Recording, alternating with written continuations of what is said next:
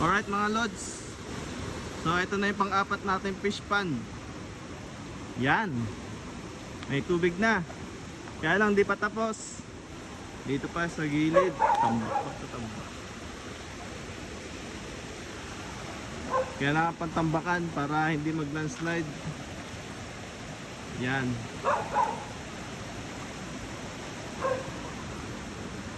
Pero may improvement na. Kaya lang ang problema, ang daming tagas. Oh, nandun no. Yung tagas, pupuntang ilog. And then dito, ayun no, ang lakas ng tagas eh oh.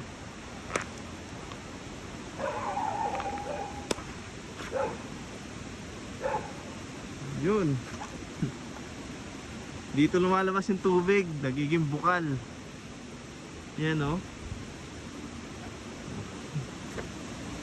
Pero okay lang, mataas naman na tong tubig na to. Kumbaga, ito na yung pinaka-level niya. Gagawin ko.